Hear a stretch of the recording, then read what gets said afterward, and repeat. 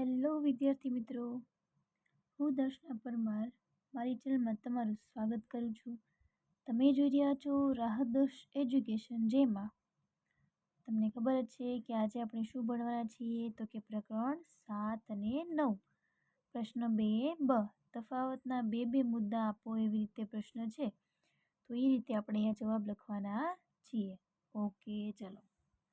હવે આની પહેલાંના વિડીયોમાં મેં આ જે છે પ્રશ્ન 2 છે તો એવી રીતે પ્રશ્ન 2 ના જેટલા પ્રકરણો આપેલા છે અસાઇનમેન્ટમાં એ બધાનું સોલ્યુશન મુકાઈ ગયું છે, જેથી તમે જો ન જોયું હોય તો તમે જોઈ શકો છો. ઓકે, અને તમારી આ જે અસાઇનમેન્ટ છે એનું જેટલું વહેલા બને એટલું વહેલા સોલ્યુશન મૂકવાની મારી પૂરેપૂરી ટ્રાય કરું છું. ઓકે, હાલો. પ્રકરણ 7 અને 9 એમાં નરના ગૌણ જાતીય લક્ષણો અને માદાના ગૌણ જાતીય લક્ષણો. તો લખીએ પહેલાં, જો તમારા માટે સરળ બને, બરાબર, એવા જો મુદ્દા અહીંયા લખું છું જેથી તમને યાદ રાખવામાં પણ શું રહે, સરળતા રહે. તો પહેલો મુદ્દો કંઈક આવો છે કે નર જાતીય ગૌણ લક્ષણોમાં ચહેરા પર વાળ ઉગવા,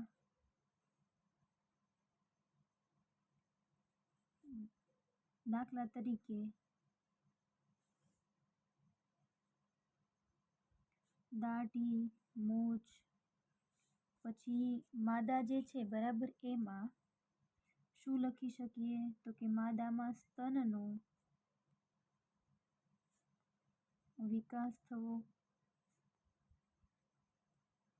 પછી બીજો મુદ્દો આપણે લખીએ કે અવાજ ભારે થવો.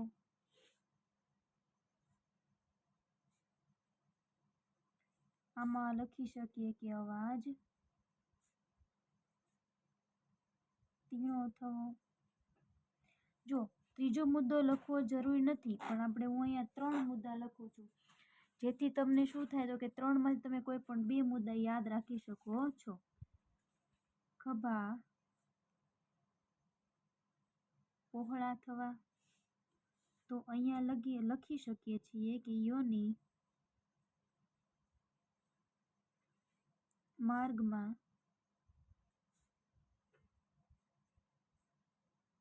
રક્તસ્રાવ થવો, કે જેને તમે શું કહો છો, માસિક ચક્ર ની શરૂઆત થવી. બરાબર, આ 3માંથી તમે કોઈ પણ મુદ્દા તમને જે ગમે એ તમે લખી શકો છો, તમને જે મુદ્દા યાદ રહે તે. બરાબર, કોઈ પણ 2 તમારે લખવાના છે. એની પછીનો પ્રશ્ન છે નર જાતીય અંતઃસ્ત્રાવ અને માદા જાતીય અંતઃસ્ત્રાવ. તો પહેલું લખીએ, તો પહેલાં તો એ જ લખવું પડે કે નર જાતીય અંતઃસ્ત્રાવ કયો છે. તો લખીએ નર જાતીય અંતઃસ્ત્રાવ ટેસ્ટોસ્ટેરોન છે. હવે તમને એમ થાય આ નામ તો યાદ રહે એવું છે જ નહીં, તો ટેસ્ટોસ્ટેરોન એટલે શું, તમારે ટ્યુબલાઇટ રાખી લેવાની. નર, બરાબર, નરમાં શું, ટ્યુબલાઇટ, એવી રીતે યાદ રાખવાની કે ટેસ્ટોસ્ટેરોન નામનો અંતઃસ્ત્રાવ હોય છે. બરાબર, પછી માદા જાતીય અંતઃસ્ત્રાવ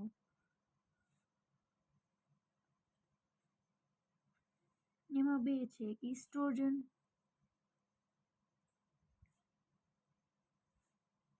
અને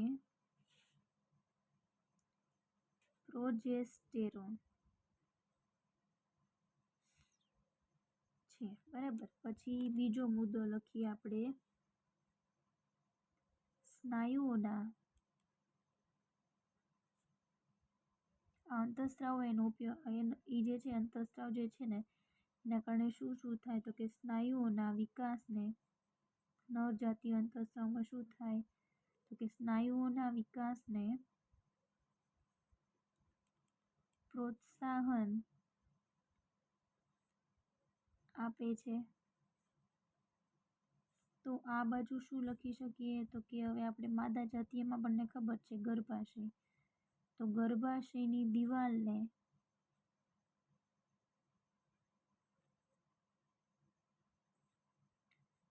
જાડી કરવામાં મદદ કરે છે. એની પછી ત્રીજો પ્રશ્ન લખીએ. સ્થિત ઘર્ષણ અને સરકતું ઘર્ષણ. તો લખીએ એમાં પહેલો મુદ્દો કે જ્યારે વસ્તુ સ્થિર હોય ત્યારે લાગતા બળને સ્થિત ઘર્ષણ બળ કહે છે. પછી આમાં આ બાજુ પેલું લખીએ કે જ્યારે વસ્તુ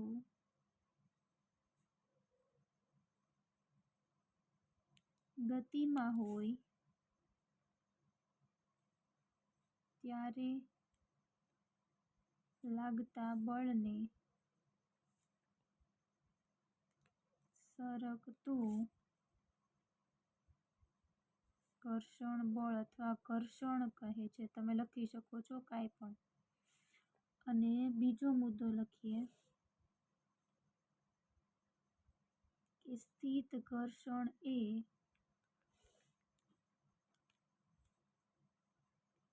સરકતા ઘર્ષણ કરતા વધારે હોય છે. આ મુદ્દો તમે ખાસ યાદ રાખજો. આ મુદ્દો છે એ. અને આ બાજુ લખીએ તો કે સરકતું ઘર્ષણ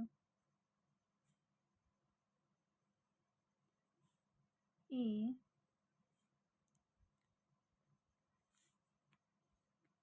સ્થિત ઘર્ષણ કરતા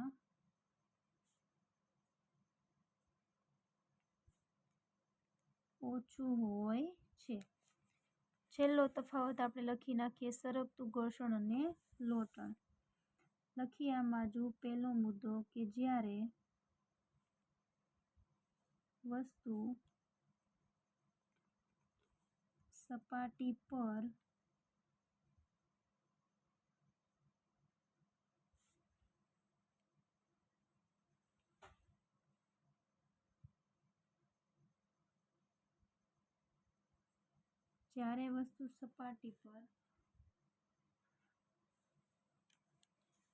સરકે છે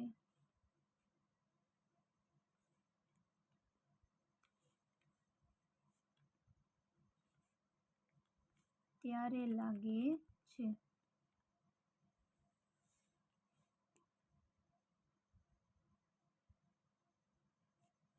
એક જ મિનિટ. આમાં એવું લખ્યું કે જ્યારે વસ્તુ ગતિમાં હોય ત્યારે લાગતા બળને, પણ ખરેખર આ આવે ને જ્યારે વસ્તુ સપાટી પર સરકે છે. તો અહીંયા લખી નાખું જ્યારે વસ્તુ સપાટી પર સરકે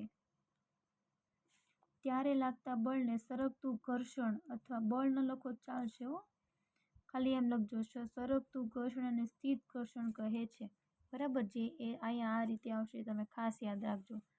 બરાબર. મને યાદ આવી ગયું એટલે મેં કહી દીધું. જ્યારે વસ્તુ સપાટી પર સરકે છે ત્યારે લાગે છે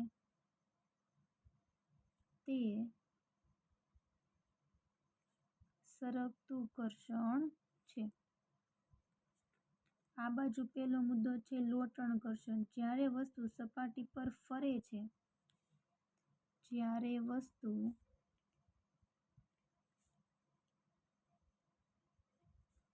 સપાટી પર ફરે છે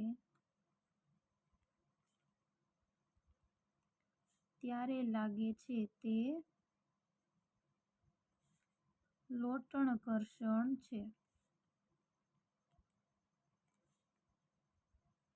તો લખીએ ચલો આમાં બીજો મુદ્દો શું લખશું કે લોટણ ઘર્ષણ કરતાં વધારે હોય છે.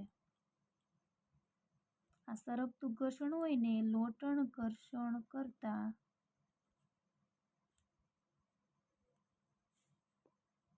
વધારે હોય છે. આ બાજુ શું લખી શકીએ? તો કે લખીએ તો એમ લખવાનું કે ભાઈ આ જે છે એ સરકતા ઘર્ષણ કરતાં ઓછું હોય છે. લ્યો એન જેવું જ છે ને. ચલો આ પ્રશ્ન અહીંયા પૂર્ણ થાય છે. તમને જો સરસ મજાનું આપણે લખી નાખ્યું છે, છતાં પણ તમને પ્રશ્ન હોય તો તમે મને કમેન્ટ કરીને જણાવી શકો છો. અને આની પછીના જે કંઈ પણ પ્રશ્નો છે એ ઝડપથી હું મૂકી શકું એવો હું પ્રયાસ કરીશ. ઓકે, ચલો. તમે મારી જો આ ચેનલ પર નવા હોય તો વિડીયોને લાઇક, શેર અને સબસ્ક્રાઈબ કરવાનું ભૂલશો નહીં. Thank you very much.